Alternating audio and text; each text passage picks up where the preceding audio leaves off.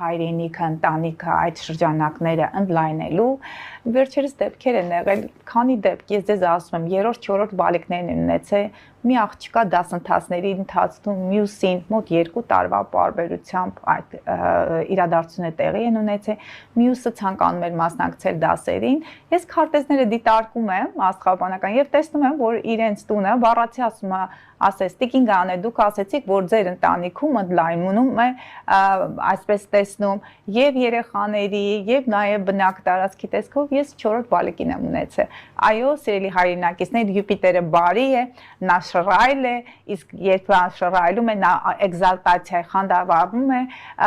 խեցգետնի կենթանակերպում նա ուղակի կտա բարօրություն, բարեկեցություն, կախված անձի աստղաբանական քարտեզից, թե տվյալ այդ Յուպիտերը խեցգետնում կյանքի որ ոլորտն է այն բնորոշում, ոլորտների մասն էլ կփորձեմ խոսել, եթե հասցնենք, եթե չէ մյուս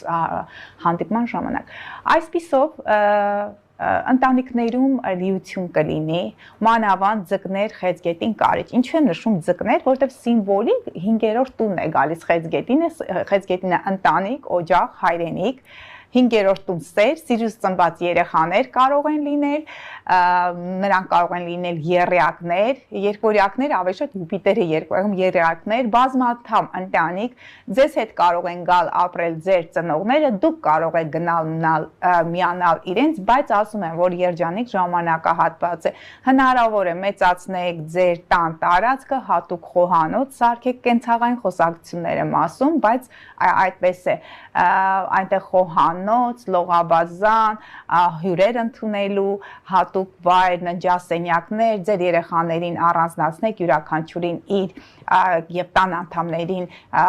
ապահովեք նրանց այդ կոմֆորտը եւ նրանք ովքեր զբաղվում են հյուրատնային բիզնեսով, որտեղ խեցգետինը հյուրատններն են,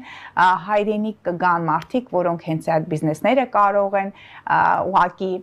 հիմնել երջանիկ ժամանակներ են, բայց հայրենադարձություն նաև կարող է լինել, մի նեղվեք սիրելի հետևորդներ, եթե այդպիսի փաստ արձանագրի, ուրեմն բարին դա էր, ուրեմն այդպես է պետք այդ ժամանակահատվածի համար։ Կարիճների մոտ ուշադիր թող լինեն գառնան կողմերը, չնայած կարիճների պարտքերը կարող են թոթափել, ճգնաժամային իրավիճակները այլևս անցնում են,